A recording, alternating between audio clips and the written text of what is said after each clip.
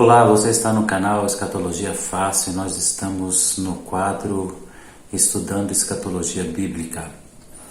O tema escatologia sempre foi um assunto que para muitas pessoas é razão de debates, é razão de incansáveis debates, é motivo para muitas pessoas até mesmo se separarem no que diz respeito a critério de fé. Na realidade, muitas denominações acabam se separando, se distanciando pelo entendimento escatológico. Bem, a escatologia ela não é um assunto isolado de toda a Bíblia. Ela tampouco é o assunto central das Escrituras. Mas ela é um assunto extremamente importante porque ela traz o alerta, o aviso que a igreja deve se preparar e como a igreja deve se preparar. Na realidade, ela traz também outras informações que não apenas sinais cataclísmicos, escatológicos, apocalípticos. Ela traz sinais outros como, por exemplo, a nossa existência após a morte física, o estado intermediário, a realidade do céu, do paraíso ou do inferno, a condição do homem após a sua morte, entre o período intermediário, entre sua morte e sua ressurreição. O fato é que parece que nós nos detemos mais naquilo que nós gostamos de debater. Parece ser uma coisa muito comum do ser humano, não é mesmo? A gente gosta de debater pontos, de questionar pontos. E temos então aberto esse canal para a gente poder tornar mais simples para aquele que não acompanha tão de perto os debates inflamados das cátedras teológicas, que não faz uma leitura tão frequente de livros de doutores na escatologia e que acaba sendo para aquele que está indo à igreja uma incógnita e às vezes até um receio de se citar ou referir-se à volta de Jesus para não cometer um erro, um equívoco, porque um líder diz uma coisa, outro líder diz outra, outro pastor diz outra coisa. Então nós estamos aqui para tentar trazer de uma forma mais popular a ideia da escatologia. Nós já vimos em outras matérias muitas coisas, gente. E aqui agora nesse quadro é aula. É como se nós estivéssemos em uma sala de aula. Salvo suas diferenças, em breve nós estaremos ministrando aulas de fato, em breve nós estaremos ministrando até aulas ao vivo no canal, para que você possa perceber assim o calor de uma sala de aula, os debates de uma sala de aula. Mas aqui a gente está improvisando uma aula bem informal, onde a gente procura resgatar temas e apresentar para vocês. O nosso encontro de hoje ele tem uma proposta de dar continuidade ao assunto que a gente tem tratado sobre a volta de Jesus. No nosso primeiro estudo nós falamos sobre fim do mundo ou fim dos tempos. E aí nós chegamos à conclusão de que a ideia de que haverá um fim do mundo, a ideia concebida no imaginário cristão de que haverá um fim do mundo, uma destruição desse planeta, ela não parece estar presente, relatada nas profecias da Bíblia. E concluímos então que o fim do mundo é um termo equivocado para a gente usar, ok? No nosso segundo encontro nós falamos sobre aquilo que os protestantes ou evangélicos concordam em sua maioria. Há pontos na escatologia ou há pontos na interpretação escatológica que há divergências. Mas eu gostaria que vocês entendessem que divergências elas fazem parte do crescimento, da evolução, do entendimento. Então, se a gente tem uma divergência, é ela que vai nos fazer crescer. Certo pensador já disse que o mundo não é movido por respostas, mas por perguntas. Então, cada vez que nós estamos vivendo uma divergência em algum ponto, é porque ainda continuamos fazendo perguntas. O que eu quero que você entenda é que se ainda fazemos perguntas, não é que não existe uma resposta, é porque ainda não encontramos uma resposta satisfatória. E quando encontrarmos uma resposta plenamente satisfatória, então não haverá mais perguntas, questionamentos, apenas explicações. O próprio povo hebreu, ao longo da sua existência, da sua vida como um povo do Senhor, vivendo e convivendo há centenas de anos com as Escrituras, com aquilo que em hebraico seria o Sefer, convivendo com a Tanar, eles vêm debatendo e aprendendo e discutindo e crescendo no que diz respeito ao entendimento da Tanar. Os mestres, os rabinos, aqueles que se debruçam sobre os livros da Torá, da Tanar, eles estão ali envolvidos com aquele estudo e formaram uma série de volumes tratando sobre as suas conclusões a respeito das Escrituras. Esses diversos escritos são conhecidos como Talmud, que é uma série de estudos a partir da Tanar ou a partir da Torá, um entendimento prático daquilo que deveria ser colocado. Bem, se os judeus há centenas de anos e há muito mais tempo do que nós analisam as Escrituras, e o Senhor Jesus chegou a dizer: vocês investigam as Escrituras porque acham encontrar nelas a vida eterna, então por que nós também não investigaríamos? A própria palavra do apóstolo Paulo diz para nós nos dedicarmos ao estudo, ao ensino e à ministração da palavra. O apóstolo Pedro, quando separou os discípulos que seriam diáconos em Atos capítulo 6, ele colocou uma consideração. Ele disse: não convém que nós gastemos o nosso tempo com coisas triviais da vida, e é bom que algumas pessoas possam fazer isso, servir a mesa, para que nós tenhamos tempo para nos dedicar ao estudo da palavra e à oração. Então é muito importante dedicar o tempo ao estudo da palavra e à oração. Quando nós falamos de escatologia, só lembrando aqui a nossa aula, nós estamos falando sobre sinais da vinda do Senhor ou sinais dos últimos tempos. Então nós estamos nos referindo a um período de tempo que diz respeito aos últimos acontecimentos. Vale a pena ressaltar que tempo para nós corre de uma maneira diferente de tempo para Deus, e nós vimos isso em uma das aulas de teologia.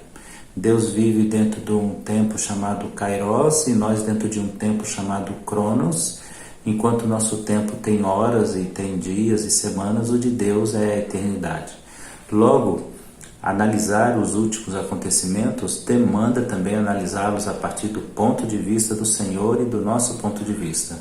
O Senhor diz: breve virei, e essas coisas brevemente devem acontecer, e nós já estamos vivendo no nosso Cronos algumas centenas de anos, alguns milhares de anos, para ser mais preciso, 2000 anos, aguardando que todos esses acontecimentos previstos por Jesus para o breve aconteçam. Mas o tempo do Senhor é um tempo que não se encaixa no nosso tempo, no sentido de que ele não anda em relógios, ele não anda em cronômetro, ele não tem um tempo para terminar a sua obra, como nós temos um tempo para concluir a nossa vida e para corrigir a nossa vida. Então, feito essa consideração, colocado essa consideração, nós vamos agora para aquilo que nós também já falamos. No segunda aula nós falamos sobre coisas que o cristianismo ou que os protestantes e evangélicos concordam entre si quanto à interpretação das Escrituras. Nós concordamos que a volta do Senhor é real. Ele virá. Nós concordamos que a volta do Senhor acontecerá em uma sequência de acontecimentos que a gente deve chamar de características da volta do Senhor, que seria: a volta do Senhor será visível, todo olho verá; a volta do Senhor será pessoal, porque no entendimento do cristianismo Deus existe em 3 pessoas, Pai, Filho e Espírito Santo. Isso não é uma comunidade divina, não é uma comunidade de deuses, também não é um politeísmo. Na realidade, nós entendemos que Deus é uma essência presente nas 3 pessoas, Pai, Filho e Espírito Santo. E essa essência manifesta em 3 pessoas, ela tem como definição que as 3 pessoas possuem distinções entre eles. O Pai é uma pessoa, o Filho é uma pessoa, o Espírito é uma pessoa, cada um deles é plenamente Deus. Bem, Jesus Cristo, no que a gente chama de economia da Trindade, que é o termo que a gente dá para a ação didática da salvação, ou a ação eleita pelos 3 para o processo da salvação, eles definiram que organizacionalmente seria assim: o pai é o que julga e o que se revela em primeiro plano, o filho é o que vem para ser o caminho para essa redenção, e o seu sacrifício é o sacrifício que traz o arrependimento, que traz a restauração do pecador. O seu sacrifício é aquele que seria suficiente para a redenção, e o Espírito Santo é aquele que conduz ao Filho, que por sua vez é o caminho que nos leva até o Pai. Isso nós chamamos de economia da Trindade. Bem, em tudo isso nós concordamos. A vinda do Senhor Jesus, a vinda do Senhor Jesus será visível, será súbita, ou seja, será visto com os olhos. Até aqueles que o transpassaram, diz as Escrituras, o verão. Será súbita, ou seja, acontecerá repentinamente. Ela será corpórea, ou seja, o mesmo Cristo ressurreto, naquele corpo glorioso em que aparece aos seus discípulos, come com eles e caminha com eles, é visto. Esse mesmo Jesus glorificado será visto. E também a volta do Senhor Jesus, além de ser súbita, visível, corpórea, é pessoal. Ou seja, é o próprio Jesus, não é o Espírito vindo no lugar dele, nem o Pai vindo no lugar dele. Isso porque na Cristologia nós acreditamos que a Trindade é a revelação bíblica da pessoa divina chamada Deus, que em hebraico seria Elohim, uma ação plural divina, e que no grego seria Theos, também uma ação plural divina. Então o tema da nossa terceira aula é: Jesus poderá vir a qualquer momento?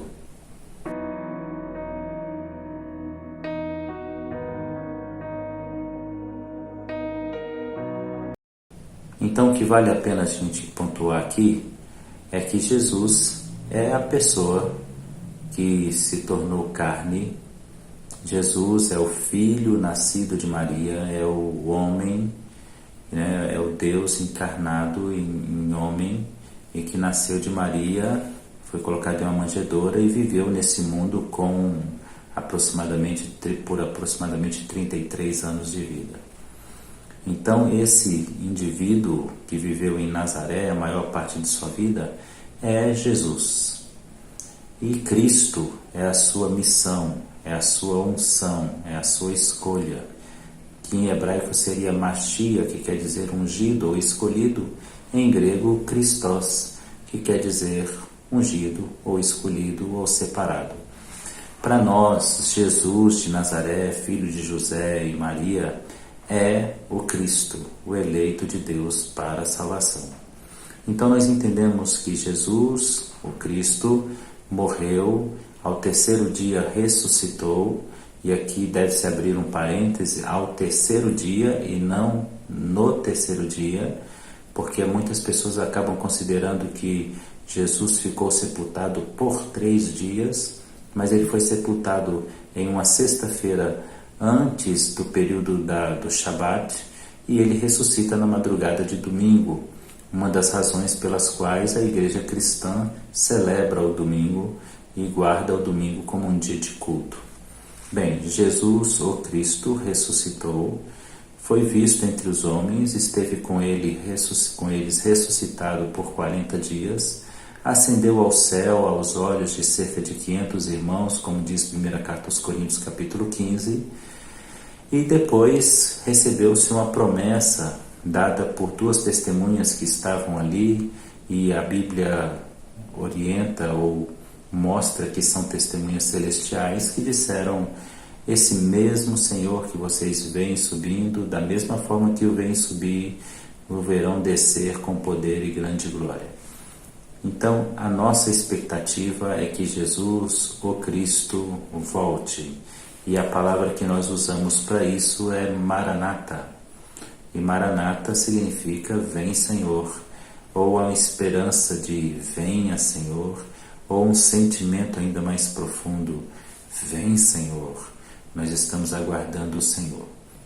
No que exatamente os protestantes, cristãos, evangélicos concordam sobre os sinais da vinda do Senhor? Primeiro eu já disse, é uma volta visível, súbita, pessoal e corpórea. No que mais nós entendemos? Para a gente responder essa pergunta, iremos fazer uma nova pergunta. E a pergunta é: Jesus poderá vir a qualquer tempo, a qualquer momento?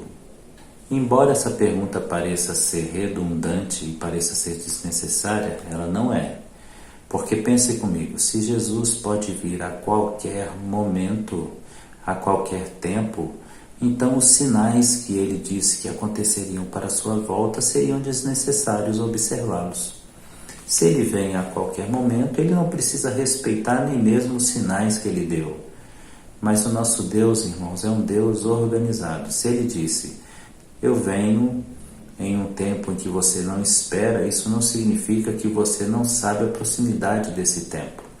Então a resposta para a pergunta: Jesus poderá vir a qualquer momento ou em qualquer tempo? A resposta seria estranhamente ou verdadeiramente não. Jesus não pode vir em qualquer momento. Ficou estranho para você essa ideia? Jesus não pode vir a qualquer momento?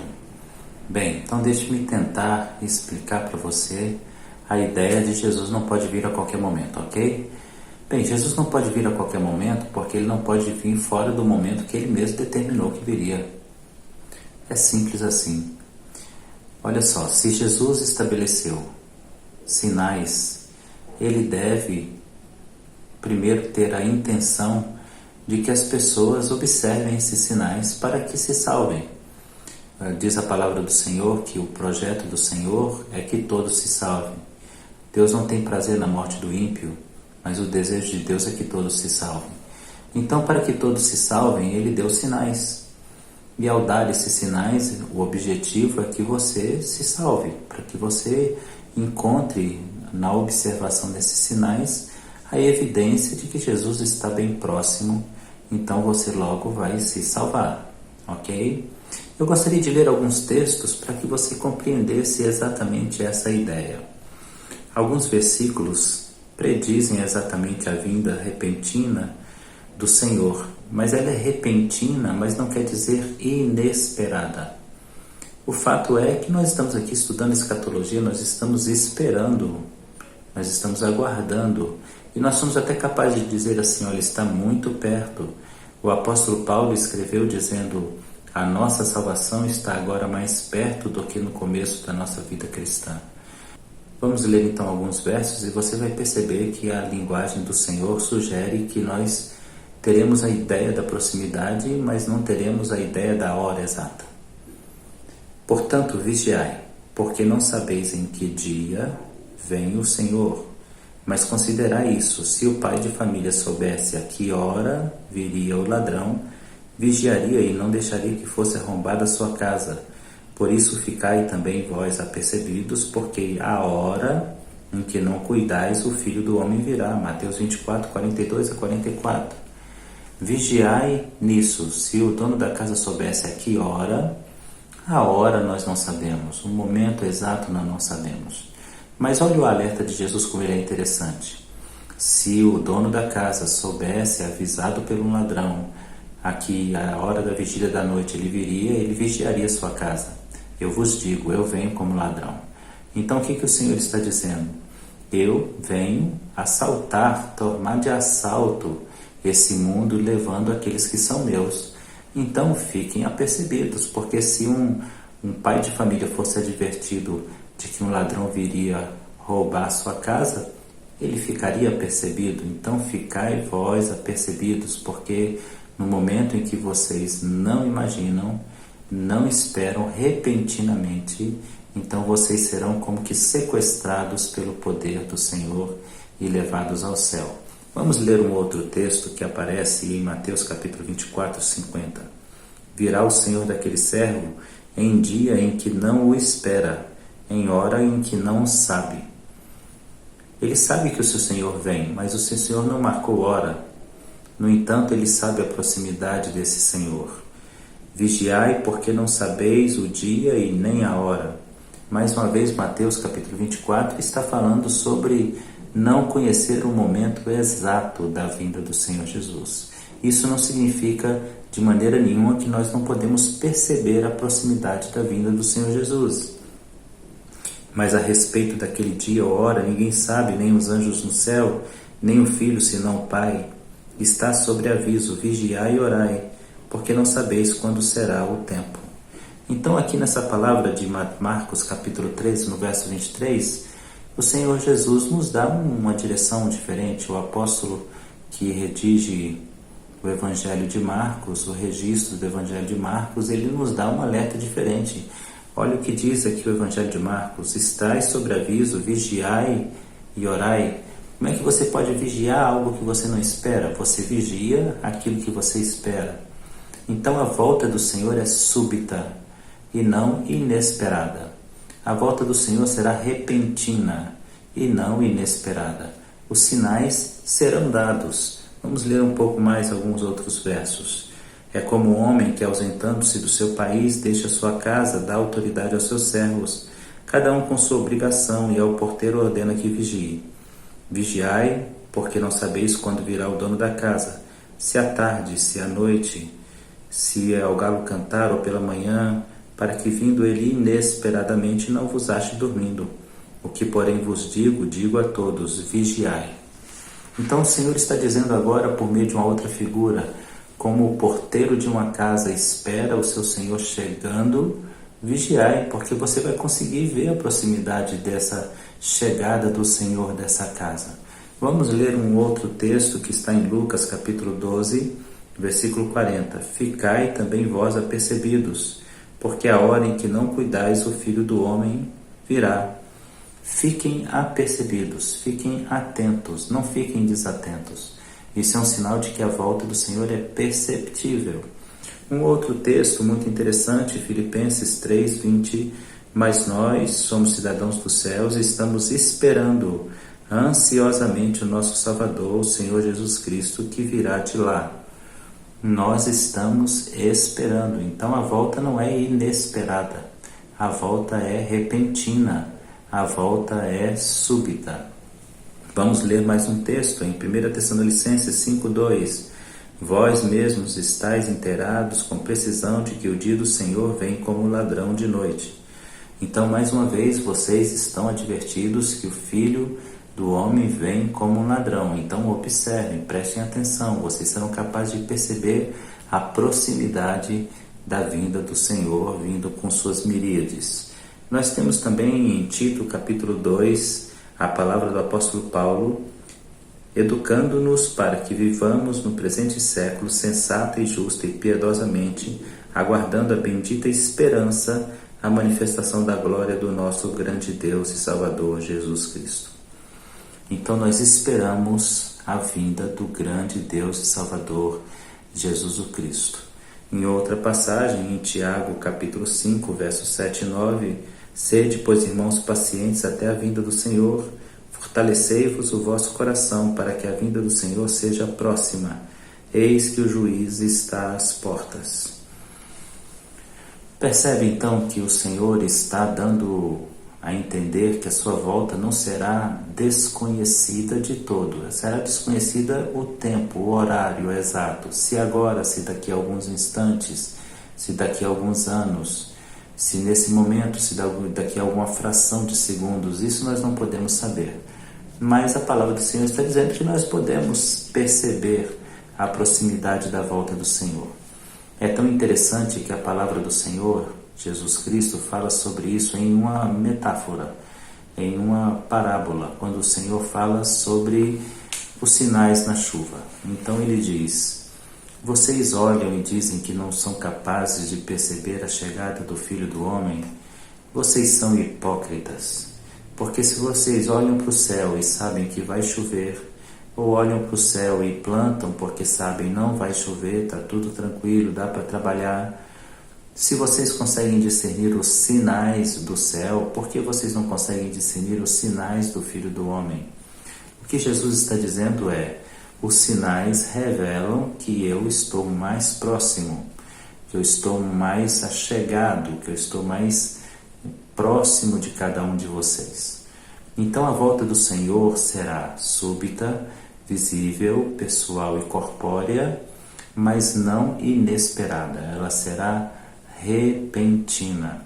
Isso é muito importante para você entender, porque é possível que você perceba o quanto Jesus está próximo. Eu tenho lecionado sobre a volta do Senhor Jesus desde 1994, aproximadamente. Se eu não considerar aqui o tempo em que eu não estava formado no seminário, isso pode aumentar ainda um pouco. De lá para cá venho aprendido muito e algumas coisas se completaram muito em meu coração.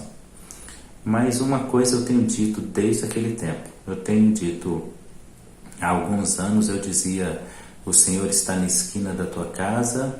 Agora eu tenho dito, o Senhor já levou a mão à maçaneta da porta da sala de estar da tua casa. Por que eu posso dizer isso? Que a intensidade, esse calor da chegada do Senhor por meio de sinais, está cada vez mais vivo, mais intenso, mais verdadeiro. Então, baseado nisso, nós podemos dizer que os sinais da volta do Senhor Jesus podem ser percebidos. Então a volta do Senhor não será uma volta inesperada, será uma volta repentina. Deus abençoe sua palavra e eu aguardo você para a nossa próxima aula. Deus abençoe você.